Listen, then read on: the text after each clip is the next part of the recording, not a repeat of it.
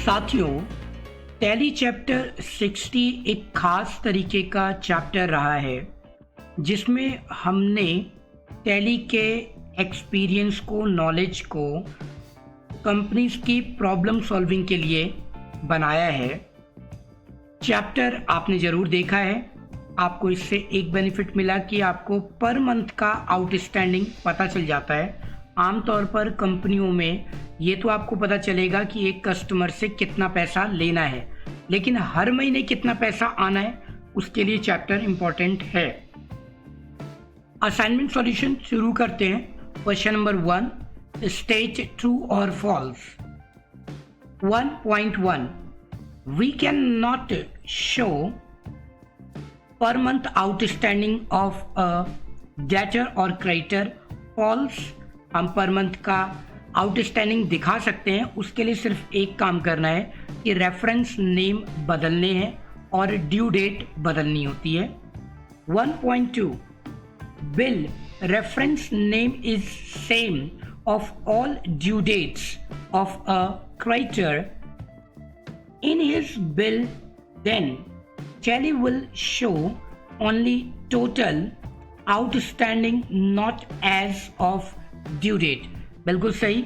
यहाँ पर टैली आपको सिर्फ टोटल आउटस्टैंडिंग दिखाएगा अगर आपने बिल रेफरेंस नेम सेम कर दिया टोटल आउटस्टैंडिंग का तो, और सभी ड्यू डेट्स के लिए भी। 1.3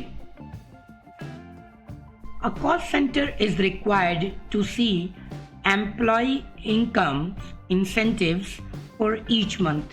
ट्रू साथियों, अगर आपको एक एम्प्लॉय का इंसेंटिव देखना है तो उसके लिए आपको वहाँ पर कॉस्ट सेंटर एक्टिवेट करना ही होता है, तो आपको उसको बनाना चाहिए।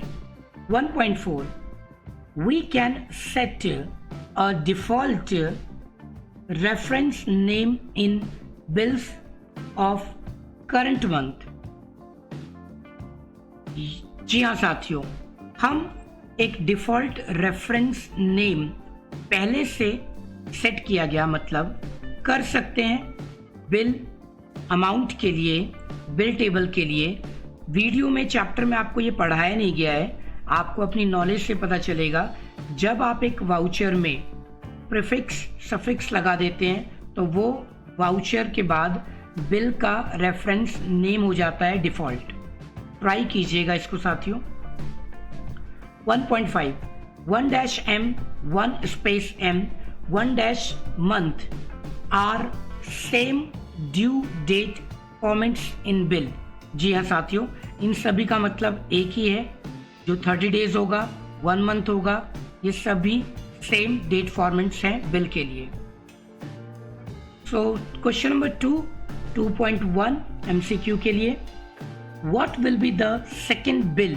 आपने बिल बनाया जिसमें बिल रेफरेंस नेम जो है आपका वो 1 2 3 4 5 से लेके 20 तक है, तो दूसरा बिल टेबल में कौन सा आएगा अगर अगेंस्ट रेफरेंस का इस्तेमाल किया जाए पेमेंट करने के लिए या रिसीव करने के लिए? तो साथियों ऑप्शन सी सही जवाब। 1 के बाद 1 टैली आपको दिखाता है असेंडिंग के तौर पर, सो ये 1 के बाद 1 ही दिखाएगा 11।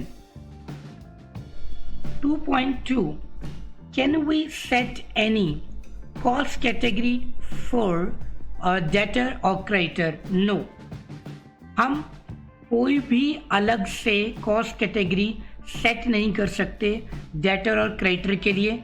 हाँ, प्राइमरी कॉस्ट कैटेगरी तो वो बाय डिफ़ॉल्ट लेगा ही लेगा, आपको कोई और उसमें सेट करने की परमिशन नहीं देगा। आप क्रिएट कर भी लेंगे तो भी वो कोई और कॉस्ट कैटेगरी नहीं लेगा, इसका ध्यान रखना आवश्यक है। 2.3 where can we set default bill reference name for each month. अब जो भी आपने बिल का डिफ़ॉल्ट रेफरेंस नेम रखना है साथियों, वो कहाँ जा कर के आप सेट करते हैं? तो ऑप्शन जो होगा आपका वो होगा option A, alteration screen of voucher type. वहाँ जाएंगे, वहाँ पर जब आपका restart billing number, invoice number आता है ऑटोमेटिक, उसके नीचे आपको यस करना होता है। 2.4 आपको रिपीट करने के लिए कौन सी की का प्रयोग करना चाहिए? जो आपका बिल का रेफरेंस नेम है उसको रिपीट कराने के लिए आप कंट्रोल आर का प्रयोग करेंगे या ऑल्ट आर का। तो साथियों यहाँ पर ऑप्शन बी ऑल्ट आर का प्रयोग कीजिए। 2.5 DSOR display statements of account outstanding receivable, ये आपको क्या दिखाएगा? ये हमें दिखाएगा आउटस्टैंडिंग रिसीवेबल, ऑप्शन बी सही जवाब। क्वेश्चन नंबर 3,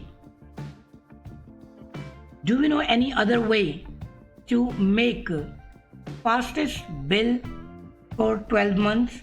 अगर आपको कोई जानकारी है कि 12 महीने का बिल अगर बनाना पड़े हमारे दिखाए गए मेथड के अलावा, तो मेथड जरूर शेयर कीजिए हमसे। क्वेश्चन नंबर 4, इसमें आपको एक बिल 24 महीने का बनाना है जो बहुत तेजी से होगा। एक कार के लिए, एक आपकी कंपनी का नाम राज मोटर्स है, आपके कस्टमर ने 24 महीनों में वो पेमेंट करेंगे मिस्टर आदित्य, तो आपको उसका एक इनवॉइस बनाना है 1000 रुपये पर मंथ के हिसाब से।